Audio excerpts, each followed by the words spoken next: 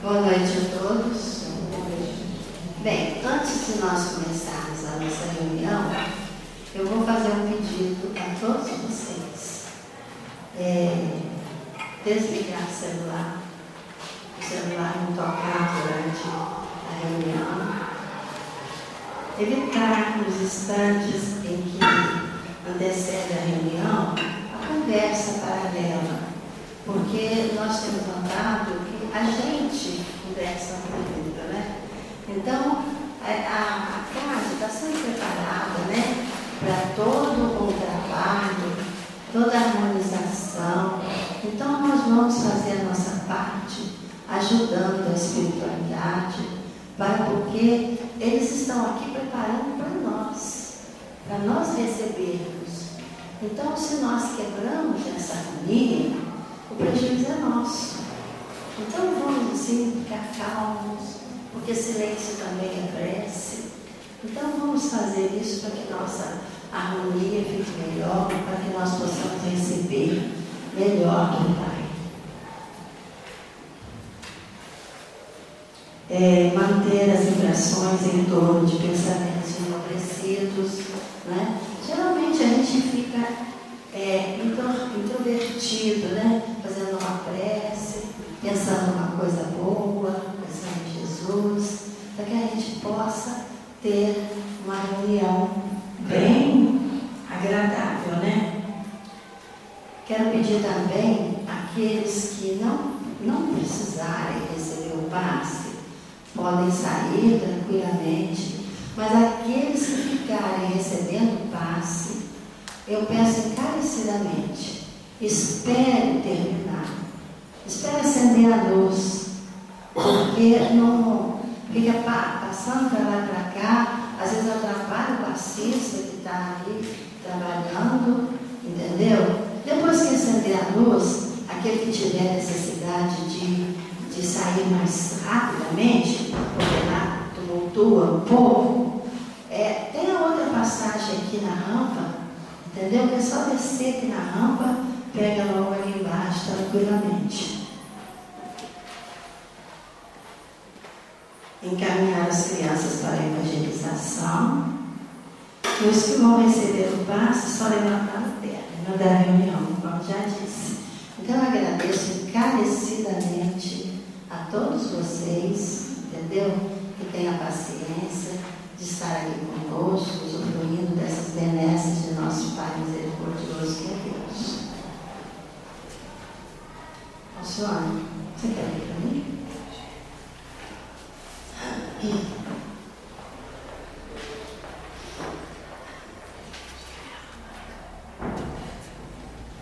Caminho alto. Além da morte, as alegrias são fulgurações crescentes do espírito, a liberação das forças emotivas que se descartaram da matéria mais densa. Entretanto, no mesmo princípio, as dores da consciência atingem o superlativo da angústia. À vista disso, o remorso em nós é qual fulcro de agonias morais, reavivando a lembrança dos nossos erros, com espantoso poder de repetição. Carregamos desse modo, além túmulo, o fardo de nossas culpas, a exibir constantemente o espetáculo das próprias fraquezas e imploramos a reencarnação como quem sabe que o corpo físico é um instrumento capaz de reabilitar-nos. Nessas circunstâncias, não poupamos súplicas, não regateamos promessas, não medimos votos, não subestimamos sacrifícios, encomendamos serviço e luta, assinalando a inquietude do sedento que pede água. Aspiramos a apaziguar paixões, purificar sentimentos, resgatar débitos, santificar ligações e elevar experiências na conquista da própria renovação. E quase sempre renascemos em duras dificuldades, a fim de redimir-nos à maneira do aluno internado na escola para educar-se. Não recuses assim a provação ou o problema que o mundo te impõe nas horas breves da passagem sobre a neblina da carne. A a moléstia, a inibição, o sonho torturado, o parente difícil, a separação temporária ou o infortúnio doméstico representam cursos rápidos de regeneração pessoal em que somos chamados ao próprio burilamento. Recorda que voltarás amanhã para o lar da luz de onde vieste.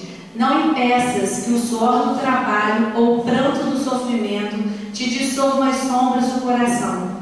Todo o mal de ontem ressurge ao mal de agora, para que o bem apareça e retome a governança da vida.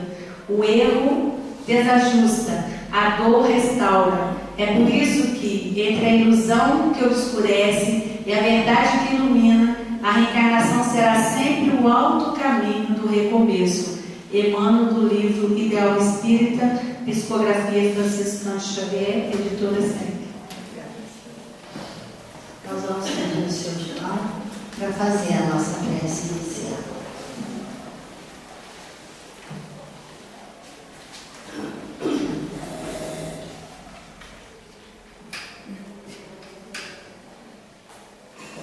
Querido Jesus, é que nos tem, Senhor, mais uma vez, agraciados com essa bênção de luz que a doutrina espírita nos traz, nos convida, nossa renovação moral, a nossa transformação como espíritos imortais que somos, nosso comportamento, Senhor, no dia a dia da existência, que possamos valorizar esse período da nossa reencarnação na Terra, Senhor, segundo os benfeitores espirituais, vale por uma bolsa de estudo numa universidade, uma reencarnação na Terra.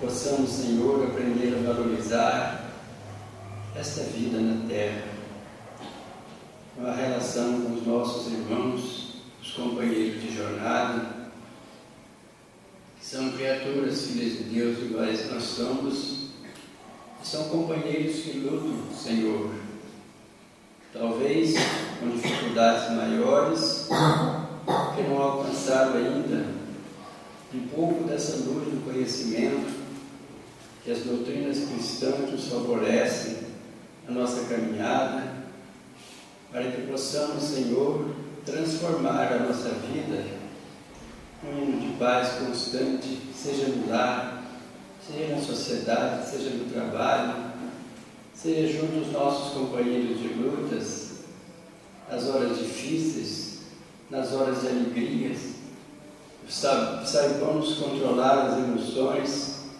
para que elas não nos perturbem, não nos traga, Senhor, constrangimentos maiores, pela imperfeição que nos acompanha em toda parte, pelas lutas que travamos, Senhor, para sermos criaturas melhores, mas que não ficamos afoitos, que tenhamos calma, estudo e perseverança, que aprendamos, Senhor, a conviver com as criaturas humanas, sabendo que em questão de direito, todos nós somos iguais, todos nós temos direitos e deveres a cumprir. E nós, Senhor, sabemos também que pelo conhecimento que temos, somos mais responsáveis, embora também tenhamos culpas maiores dos nossos deslizes, mas a sua misericórdia, o seu amor, sempre favorece as criaturas que procuram se ligar a Ti.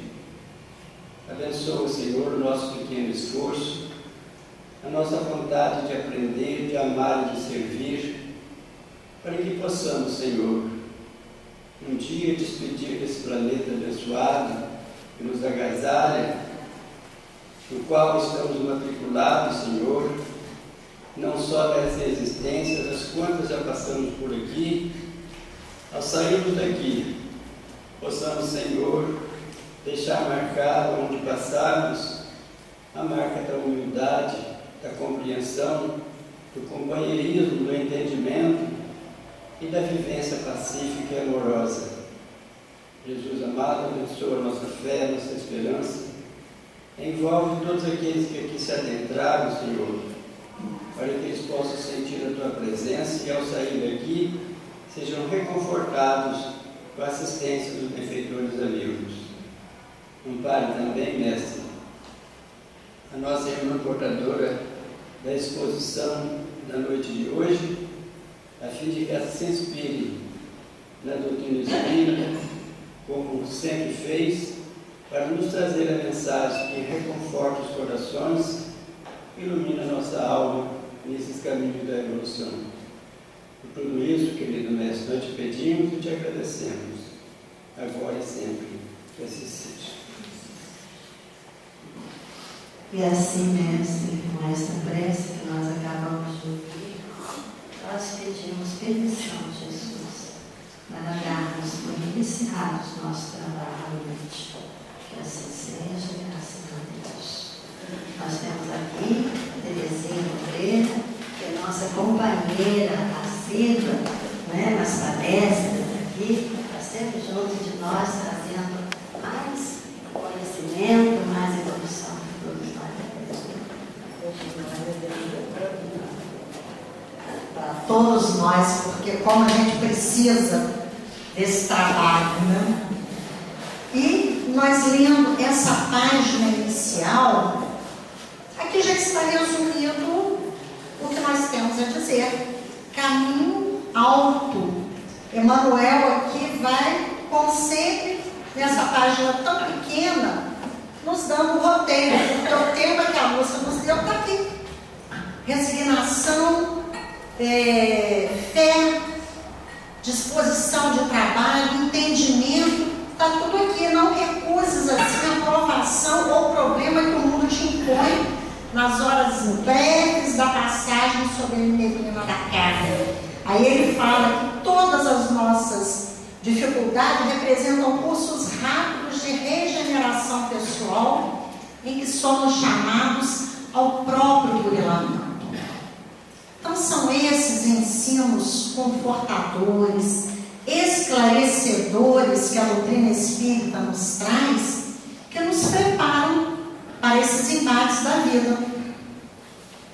Habitantes desse planeta de provas e expiações, em transformação para a regeneração, ainda estamos abraços com tanta dificuldade.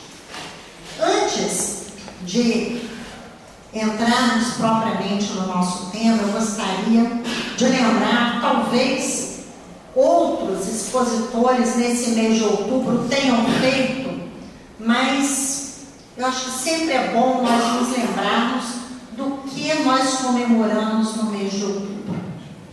3 de outubro de 1804, nasceu em Lyon, na França, Hippolyte Léon Denis Arrivaille, que posteriormente adotou o pseudônimo de Allan Kardec e codificou a doutrina espírita para nós.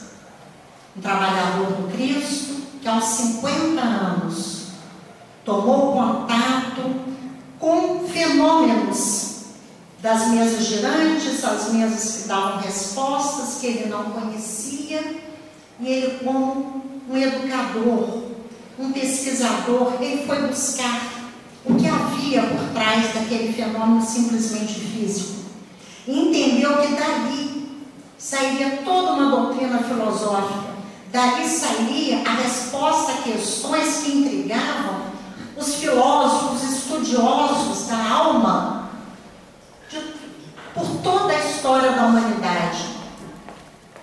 E o nosso Allan Kardec, passando pelas suas lutas, as dificuldades, mas com bom senso, com equilíbrio, nos legou esse trabalho.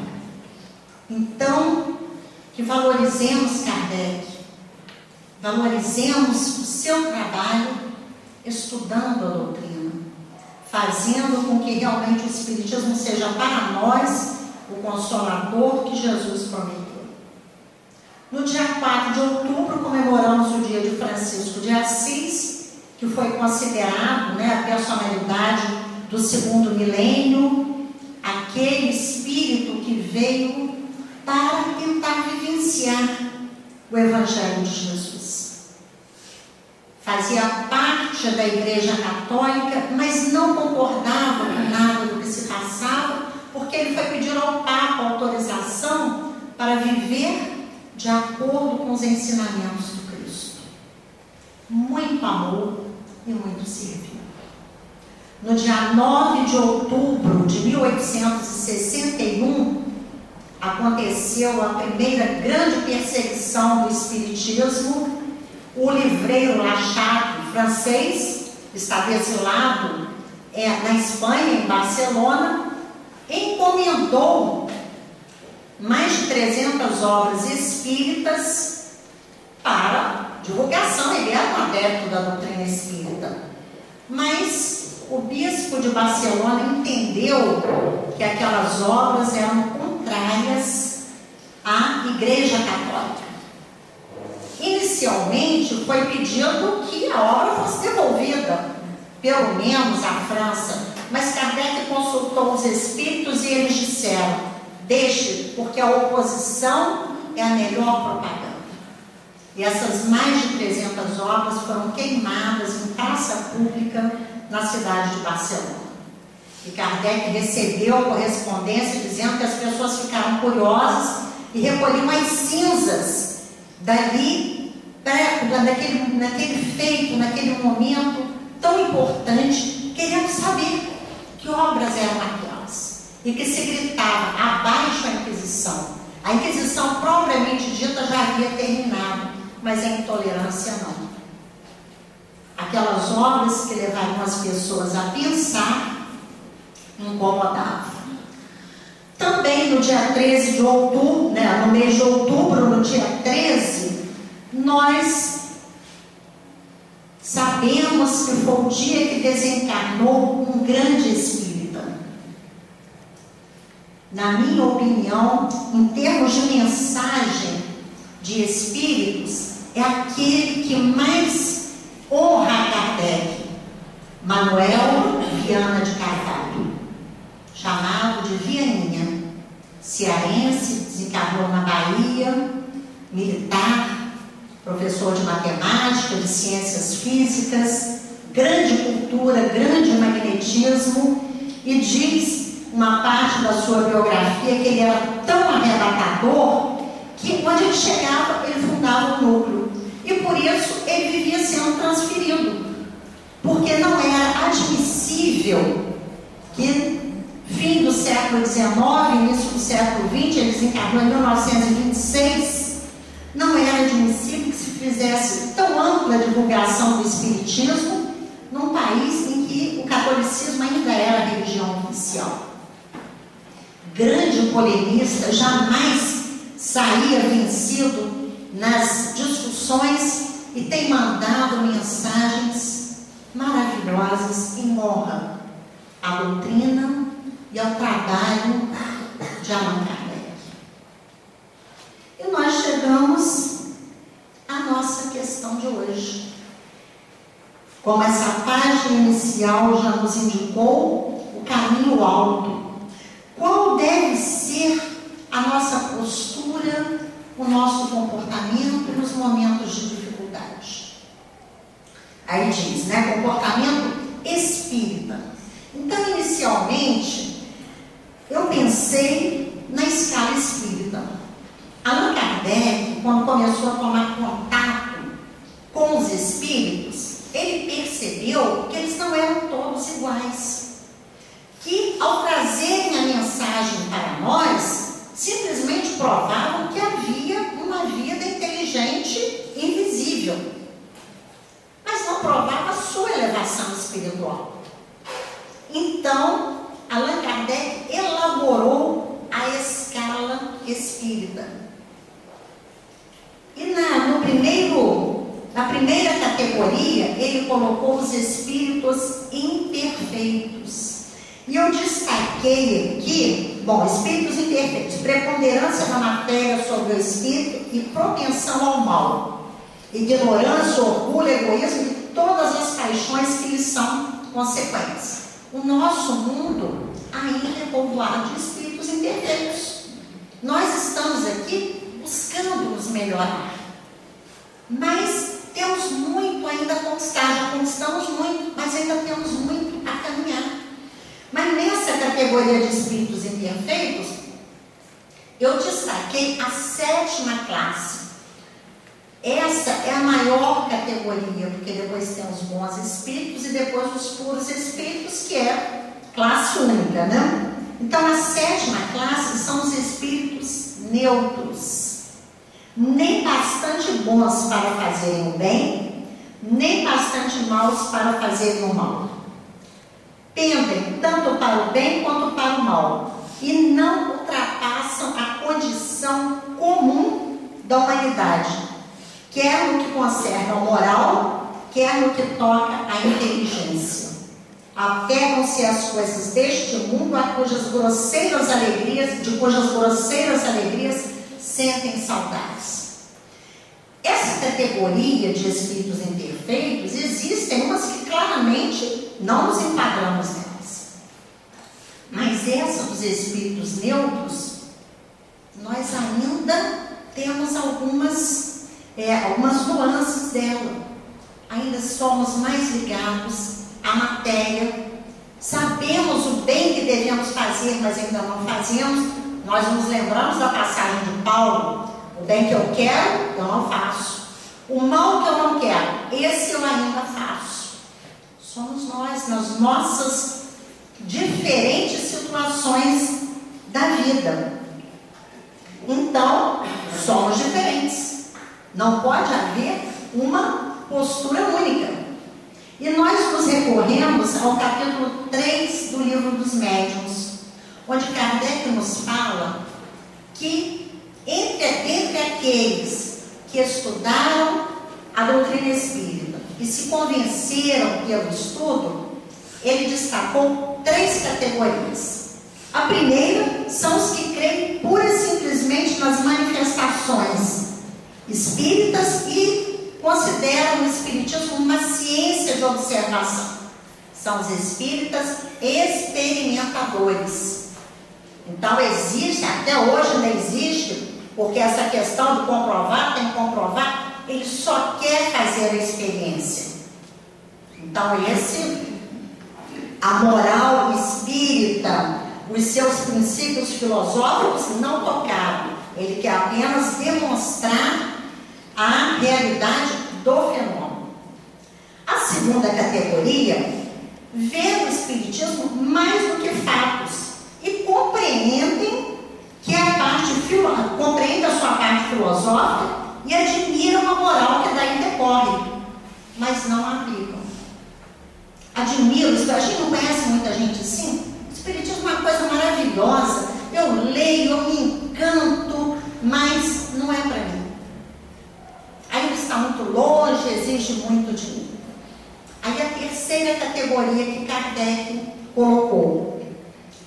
Assim, a segunda, esses são os espíritas imperfeitos. E a terceira, os que não se contentam com admirar a moral, mas que tentam praticá-la e aceitam as suas consequências. A caridade é em tudo a sua norma de conduta. Então, são os verdadeiros espíritas. Porque para nós entendermos a nossa postura diante do sofrimento, primeiro nós devemos pensar que tipo de adeptos somos nós. Onde nos enquadramos? Se somos os experimentadores, os imperfeitos ou os verdadeiros espíritas? Em que sentido nós podemos nos dizer espíritas? No Evangelho segundo o Espiritismo, no capítulo 17, Sede perfeitos, Kardec colocou o item, o homem de bem. Então ele diz, o homem de bem sabe que todas as dificuldades da vida, todas as dores, todas as decepções são provas ou expiações e as aceita sem murmurar. Então, nesse item do homem de bem, tem várias colocações, mas o importante é isso aqui. Esse verdadeiro espírita que luta para ser esse homem de bem, seguindo todas as normas, fazendo todo o bem que lhe é possível, e já compreende que é necessário a prática. Mas nesse capítulo também, 17, Kardec nos deu toda a diretriz, porque ele diz aqui, os bons espíritas, aí falou diretamente a nós. Aí falou diretamente a questão que nós estamos pensando. Como nos comportamos nos momentos de decepção, de queda, de dores terríveis? Aí seremos nós, esses bons espíritas. Ele diz, o espiritismo bem compreendido, mas sobretudo bem sentido, conduz forçosamente a sermos um homem de bem, a sermos verdadeiros espíritas ou verdadeiros cristãos, o que é a mesma coisa. E aqui ele continua que a doutrina espírita foi feita para o entendimento de todos. Muitas pessoas dizem, mas é complicado, eu não entendo. E Allan Kardec, aqui nesse item, diz, a clareza é a própria essência da doutrina espírita. Porque quando nós dizemos que o espiritismo é o consolador que Jesus prometeu, para que ele nos console, para que ele nos esclareça e nos conforte, nós precisamos conhecê-lo. Apenas de virmos assistir a palestra, como diz no Livro dos Médiuns, admirar a sua essência, admirar aquilo que ele prega e ficarmos distanciados dele, ele não fará diferença para nós.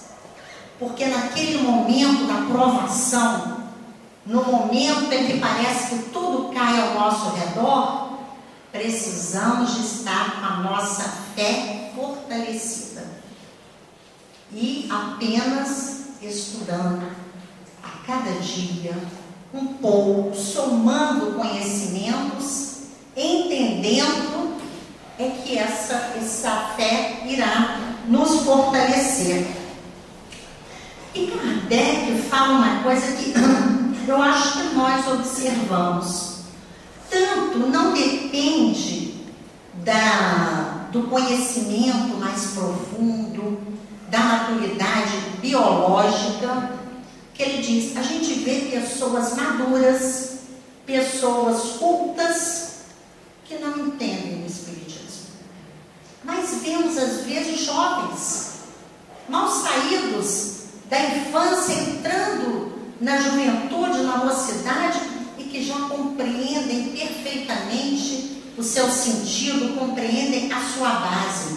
Ele diz aqui, ele coloca, exige que para compreendê-lo é necessário um certo grau de sensibilidade, o que podemos chamar maturidade do senso moral, que não depende de instrução, de idade, de cultura, nada disso. Maturidade do senso moral. Nós vemos às vezes crianças que têm esse senso moral mais desenvolvido do que os seus pais. Kardec também, tratando dos bons espíritas, ele fala que nós já vimos na classificação dos espíritas imperfeitos, que às vezes os cuidados da vida material nos prendem de tal forma que nós não conseguimos, pelas nossas expectativas de vida, vaidade, orgulho, egoísmo, apreender o verdadeiro sentido da doutrina. Disse, muitas vezes nós nos apegamos mais ao fenômeno do que à moral, que lhes parece banal e monótono, como ele já colocou no Livro dos Médiuns. Então ele diz, podemos qualificar como verdadeiro e sincero espírita aquele que se encontra num grau superior de adiantamento moral. E nós passamos com isso ao nosso comportamento. Como é vivenciar aquilo que aprendemos. Eu trouxe uns exemplos. O primeiro que eu vou citar, não sei se vocês conhecem esse livro, Perdão, O Caminho para a Felicidade, do Nelson Moraes. Eu gostei muito dele, ele traz histórias. Então, essa história trata de família. Aqui ele intitulou O Perdão em Família.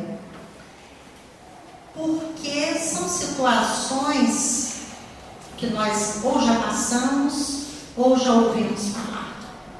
Ele fala para nós que muitas vezes nós em família desistimos de um filho, do marido, da mulher, porque aquela pessoa que até algum tempo atrás era tão companheira, era tão amiga, de repente muda o seu comportamento.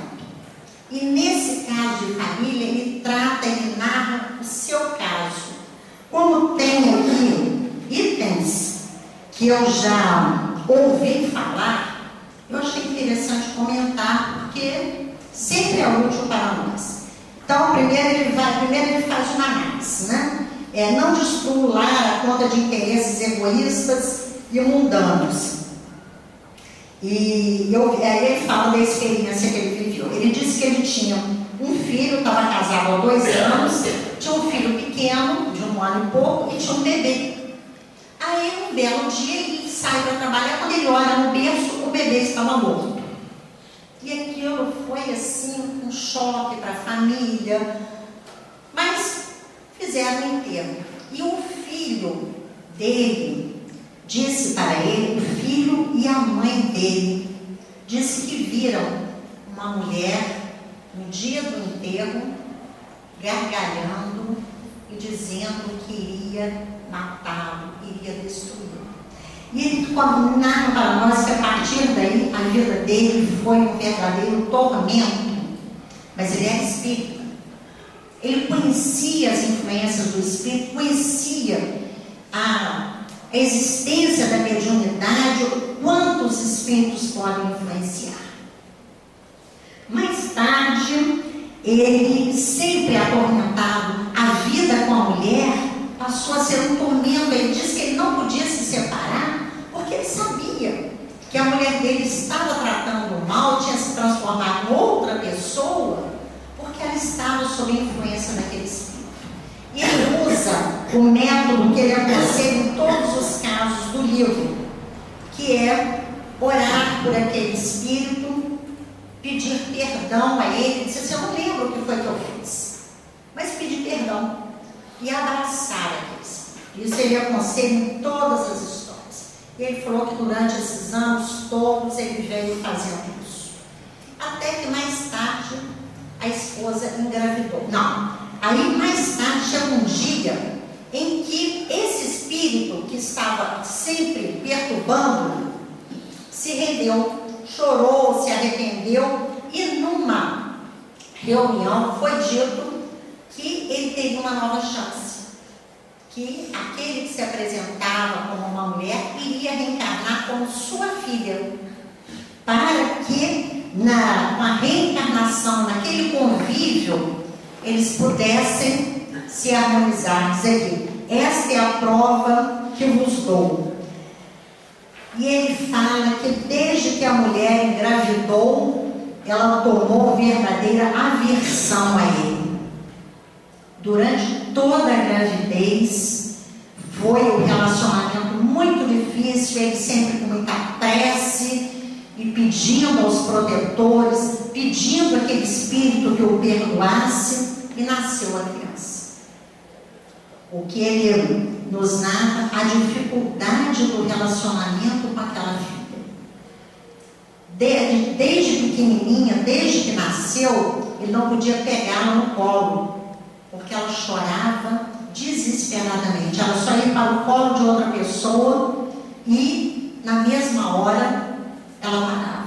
E ele mantendo as suas preces, mantendo aquele envolvimento. Até que ele nos narra que depois de mais de 3 anos, um dia ele chega em casa e a filha corre para ele, não corre mais dele.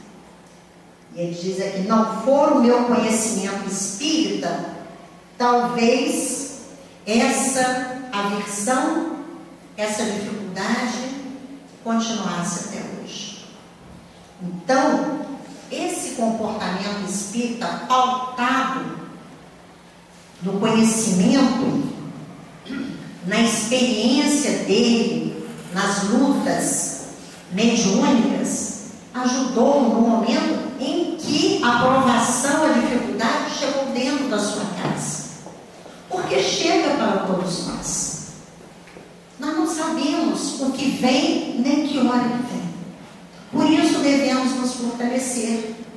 Não basta frequentarmos, virmos a reunião, existem oradores fabulosos que fazem estudos maravilhosos, mas 40, 50 minutos, 1 hora, e depois eu não faço mais nada. A doutrina espírita nos convida ao estudo permanente. Divaldo Franco nos conta que quando ele começou na doutrina espírita, o espírito que no livro Paulo de Tarso dos Nossos Dias, da Ana Espranja, ela diz que o espírito era Viana de Carvalho. Então Viana chega para ele e diz: você é médium, mas não é espírita. O que eu devo fazer? Leia o livro dos Espíritos. Leia 1 vez, 2, 3. Agora você vai estudar para o resto da vida. E depois de desencarnado, talvez uns 100, 150 anos também, até conseguir aprender toda a beleza dos seus ensinamentos e praticar aquilo que ele prega. Porque o nosso conhecimento espírita ou de qualquer área não é apenas para nos exibirmos. Sei tudo, sei todas as questões do livro dos Espíritos, sei tudo que contém toda a codificação, mas eu não pratico nada. Às vezes o outro, muito mais simples, quando Kardec se refere à maturidade do senso moral, eu posso ter muito conhecimento, a minha intelectualidade ser brilhante, mas ser uma espírita imperfeita. Na menor dificuldade, eu balanço e me desespero. Dificuldades teremos todos. A mensagem inicial nos fala. São as oportunidades para nós crescermos. Nos equivocamos no passado e hoje, com a bendita reencarnação, estamos tendo a oportunidade de nos recompormos uns com os outros. O autor do livro, quando fala da filha, quantos de nós temos dificuldades com filhos e às vezes entregamos os pontos, não sabemos mais o que fazer? O Evangelho, quando fala honrar pai e mãe, Kardec ele também contempla isso. Amai o vosso filho ingrato. Talvez ele tenha sido aquele a quem abandonaste no passado. E hoje você está tendo a oportunidade de reeducar, de recompor. Às vezes o pai ou a mãe tem uma dificuldade com aquele filho. Oremos por eles. Nós que já sabemos, façamos a nossa parte. É para isso que estamos aqui, aprendendo. Foi para isso que a codificação foi ditada, para que nós entendêssemos que a vida continua, que ela não é só aqui, que hoje eu estou colhendo o que eu plantei no passado, mas estou plantando o meu futuro, um futuro de paz, de harmonia, de equilíbrio. Nós temos também, nesse livro Kardec na Intimidade, de Roque Jacinto, este livrinho foi comprado na 8ª feira do Livro Espírita de Bom Jesus, de 17 a 19 de julho de 92. Então, não vi mais em lugar nenhum esse livro. Aqui ele fala das lutas, das dificuldades do nosso Kardec.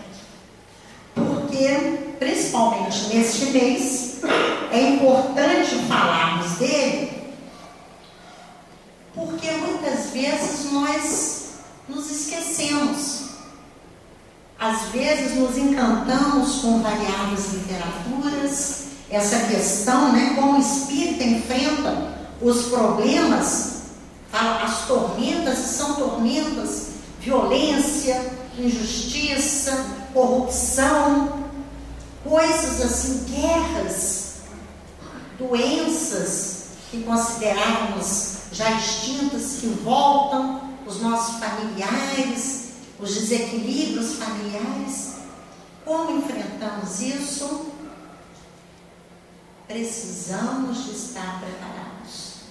E sabemos que o trabalho do nosso codificador não foi fácil. Quando hoje nós nos reunimos e estudamos toda a codificação, vemos ali tudo tão bem elaborado, tudo numa sequência tão simples, mas Kardec se revelou no livro Obras Póstumas, quando ele trata ele intitulou Minha Missão. Obras póstumas foram escritos seus, encontrados depois da sua morte e publicados posteriormente. Ele não publicou nada do que estava ali, eram as suas reflexões.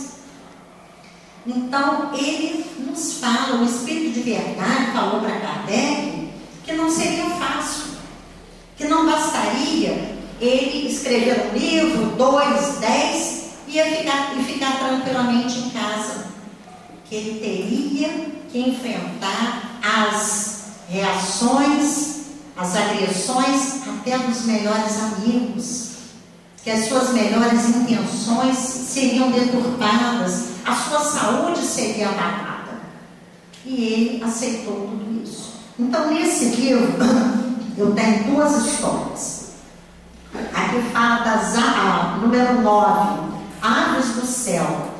Allan Kardec era um educador, era um professor, nós já sabemos, estudou com um professor Pestalozzi, um grande pedagogo na Suíça. Voltou para a França, abriu cursos, tinha escola, mas devido a problemas financeiros teve que fechar 2 escolas e depois ele apenas dava aulas na sua casa. Então ele começou a fazer contabilidade de 3 firmas. Isso está no livro que é o Espiritismo.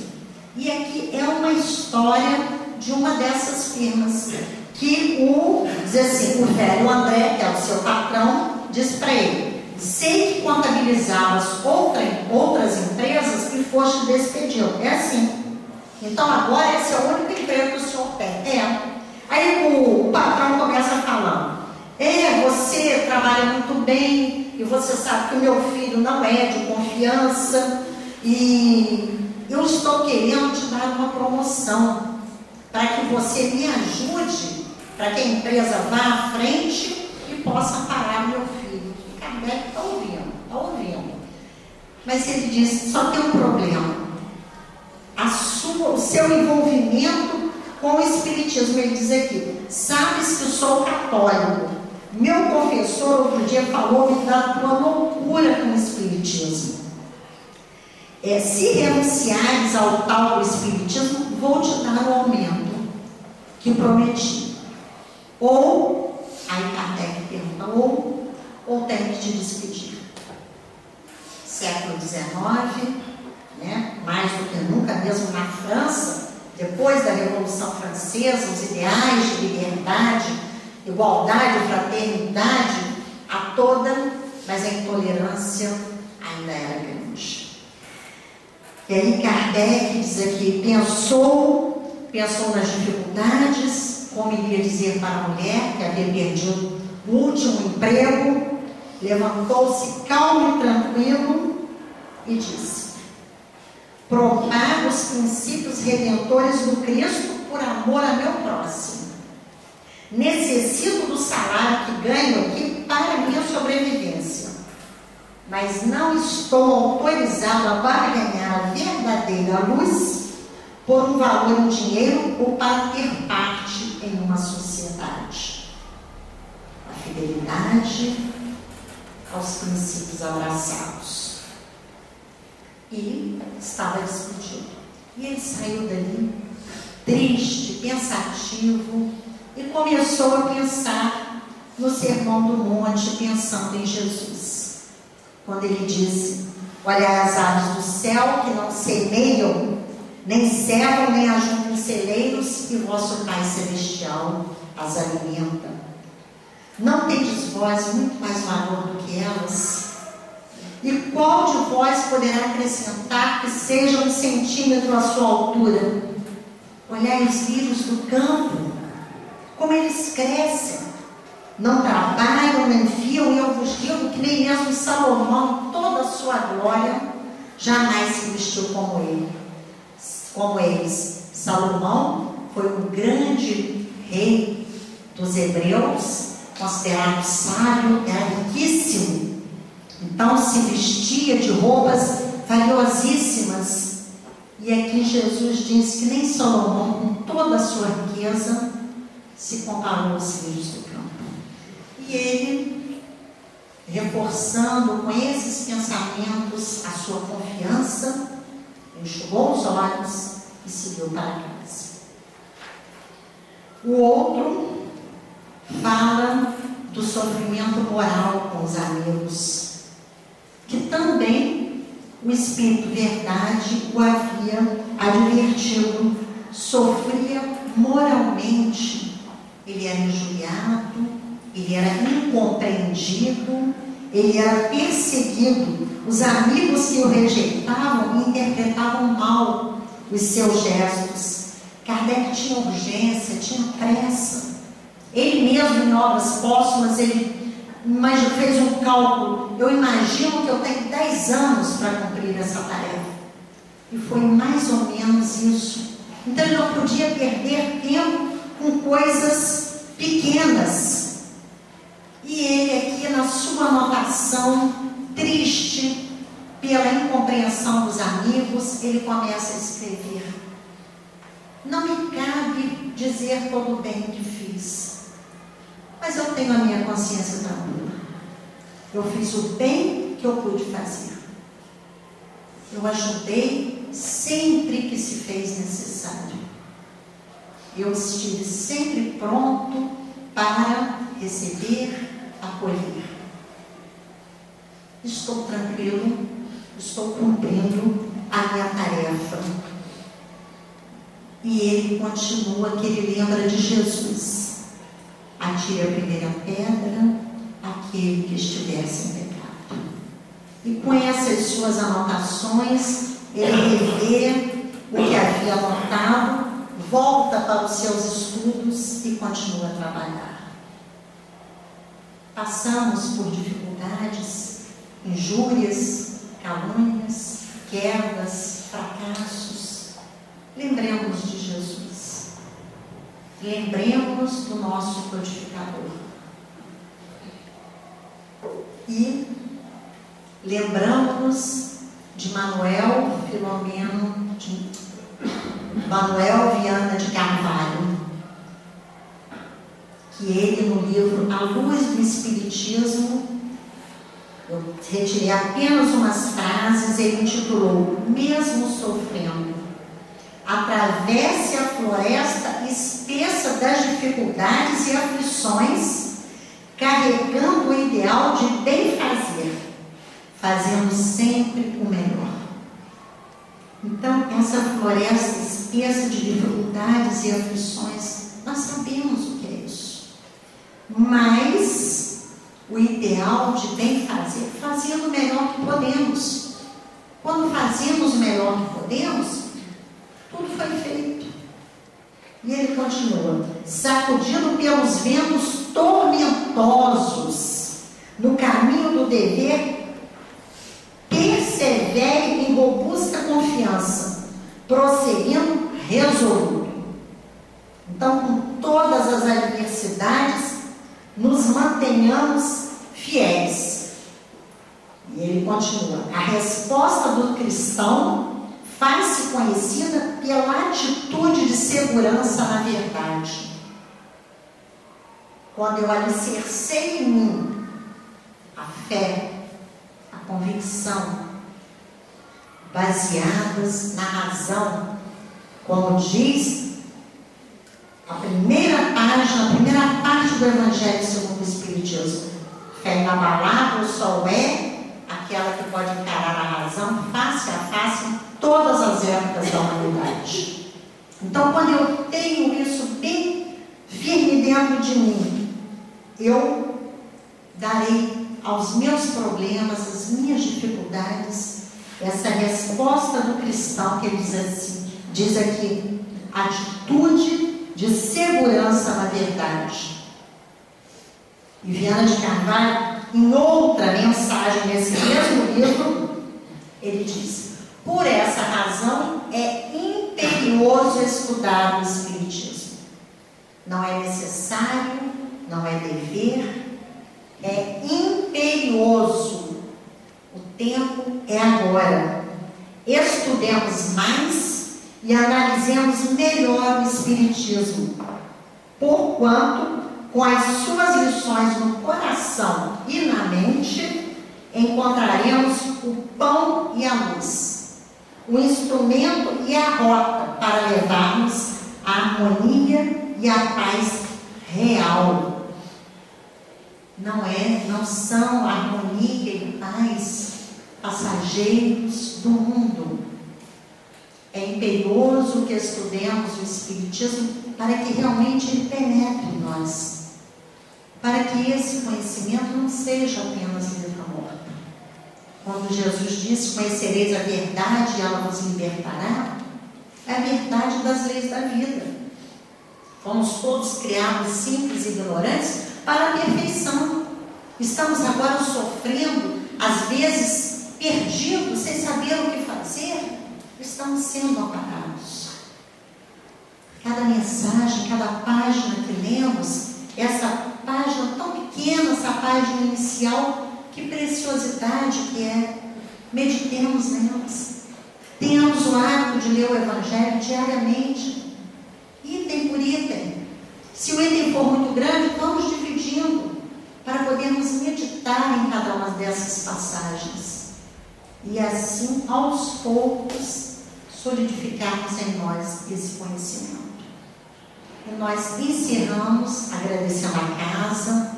É a última vez esse ano que estarei aqui. É sempre uma alegria muito grande, mas agradecendo principalmente nesse mês de outubro, a Allan Kardec. Onde ele estiver, que ele receba a nossa gratidão. E que a nossa gratidão maior, estudar a doutrina, que ela seja o diferencial na nossa vida. Que Jesus nos ampare, continue conosco e continue amparando e fortalecendo essa casa e os seus dirigentes.